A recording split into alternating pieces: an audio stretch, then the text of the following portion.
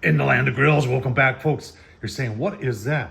That is from a company called InGrill, and this is a barrel smoker, and this is the mini. So if you're saying, well, that kind of looks small, Tom. Yeah, you're right. They have 3 sizes that are bigger than this, and they're pretty cool. A lot of stainless steel going on there. A lot of cool things going on. When I saw this on Amazon, I said, I think I want to try this out. And while I'm trying it out, I might as well let you see it too. We're going to talk about the price. I'll show you what I paid for this on Amazon. We're going to look at all the specs. We'll look at the other sizes this has, and we're going to fire it up because there's something really unusual inside this barrel smoker that I've never seen before. Let's get started. Well, let's cut to the chase. Everybody always wants to know what you pay for it. Well, here it is on Amazon. You can see I paid $132 for this. A lot of stainless steel, and you can see there's 4 different sizes for this, and with the size as goes the price. The largest $577. We'll take a look at that. But this thing's a lot of cool things on the inside and a lot of stainless steel. Let's look at some of the specifications. They're saying about specifications. It's charcoal. It weighs 25 pounds. There's your dimensions, and they're saying it's stainless steel. But what kind of stainless steel? All right, so they're not hiding what they're making it out of. 430 stainless steel. That's not 304, it's 430. A lesser grade. And they also say there's a 5-year limited warranty. Hey, instead of me taking out the tape measure, it looks like they did it for us. 12 inches across, 21 inches high. It includes meat hooks and charcoal holder, a grill for roasting, and a hanging ring, and a thermometer. All right, enough of that. Let's take a real look at it. And if you're wondering, yeah, there was some assembly involved, but it wasn't that much. All right, they're already telling us it's 430, so we know a magnet's going to stick to it. What that means is there's just more steel in it, and that doesn't mean that even some of the best stainless steel in the world, folks, still has a tendency to eventually rust, even 304. And there's some marine grade stuff too that is very, very expensive, and apparently that will rust also over time. Starting on the outside, you got a temp gauge right there. That's nice. This is going to control some of your temp.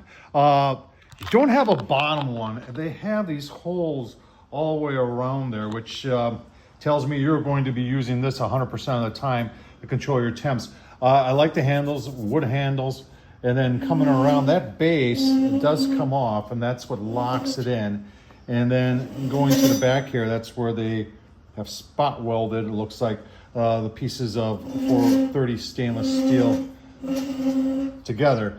Ain't a whole lot to see on the outside, but I hate to get it dirty because it does look nice. Let's take a look at the inside. All right, the lid does remove. We'll have to see how that handles once things get warm in there. But then you get into the inside here, and you got some hanging hooks. You've got a hook holder there to take your stuff off. You've got a little grill grate in there, and then the rest of it's attached. So that's where you would hang your meat from. Pretty interesting. Let's put a hanger on. They're giving you 6 hangers there, and I'm sure someone's want to know what the distance is. So when you're hanging something here, you only got like maybe 10 inches, 11 inches to the bottom, and then you got this thing in the middle. You're saying, what is that? Well, that's actually where you put the charcoal. Remember I said there was something that was very unusual about this? Yeah, well, that's pretty unusual. Well, we're gonna take a closer look at that. All right, so to separate the base from the rest of it, you just like that and like that. So you just gotta be careful when moving it around because it really doesn't lock into place. But then the whole thing comes out. Yeah, and there it is. That's what your charcoal goes into. Huh. We gotta try that out. Let's get some charcoal in there, fire this up, and see how it does. You're wondering how much charcoal? Well, it's, as you can see, 4 inches across, and then in depth, it's about 4 1/4. And apparently, once you get the charcoal going, you put this lid back on. So, wow, that's well, let's try it out. Find the lighting instructions, but the warranty, remember, it's 5-year limited, only covers manufacturing defects and/or defective material. So that ain't much of a warranty. So here's ignition and setup. It looks like they just, in fact, are telling you to cover this aluminum foil. That's a pretty good idea. and then just put some charcoal in there and get her going. And it says control the flow of oxygen in your barrel by opening or closing the vent. They're referring to the top one. The greater the opening of the vent, the more oxygen flow and the higher temperature. Less opening. Okay, yeah, we all know that. Let's put some charcoal in there. So medium-sized charcoal. I don't know what they're talking about. The charcoal is charcoal, but I've got the B&B, the new B&B, and I kind of was messing around with it. It looks like we can put 4 vertically, and we can get another 4 on top of that and still get the cover on. So 8 briquettes.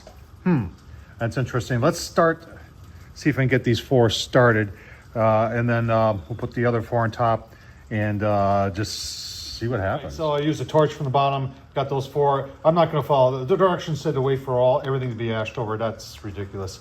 We'll stack the other 4 on there and see what happens. All right, got the other 4 in there. Put the lid on. I need 2 hands to do this, and then we'll get everything together. All right, smoke's rolling. I put 1 puck in there just to see. Put the cover on. Open this up.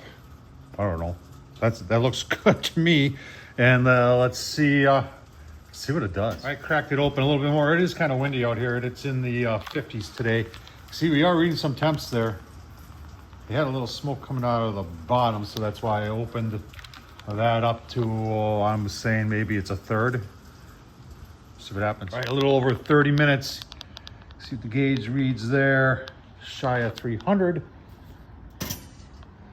And 3 1/4 there. So it's definitely getting hot. Just see if we can throttle it down a little bit and see, give it another half an hour and see on the low side.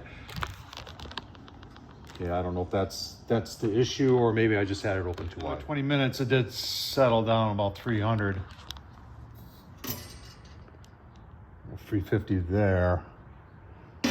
No idea how the charcoal's doing.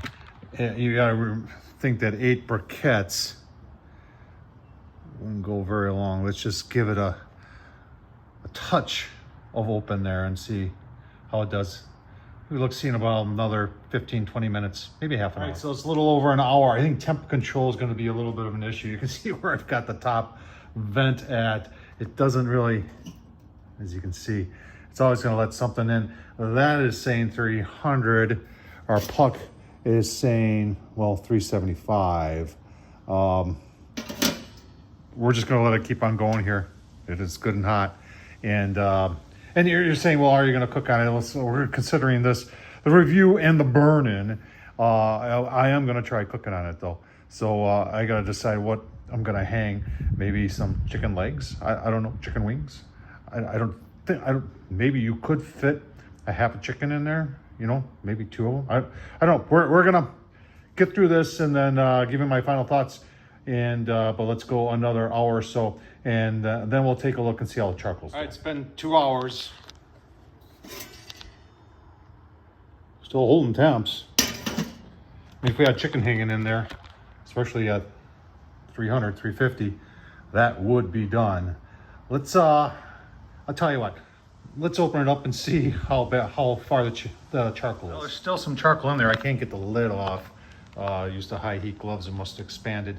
Put it back on and keep on going. It's been 3 hours. It was gas a little bit there, or charcoal. Still 350 though. We're gonna let this go and see how long it goes. Give you a look. 4.5 hours. Yeah, I think. Yeah, we're done. Well, you want to know how long it lasted? I'm impressed it lasted that long. So let's just take a look at the charcoal here. I'll give you my final thoughts. Coming right up. That's all that's left. Out of 8. Hey, back. All right, final thoughts on the InGrill. I'm a little bit intrigued. I was shocked that charcoal lasted as long as it did. We used a different style of charcoal, like we used maybe the cowboy, or maybe 8 briquettes of the original B&B would probably go even longer. 10-inch pie pan works too for a drip pan, although you could just cover the bottom in aluminum foil too. That'll work also. We'll be giving this a shot real soon. I don't know what we're gonna hang in there. I don't know. Maybe, like I said, maybe some chicken legs, 6 chicken legs, or something like that, and just see how it cooks. Tom Horsman YouTube. What do you think? I don't know. What did I pay? $140? Not too bad. Thanks for watching.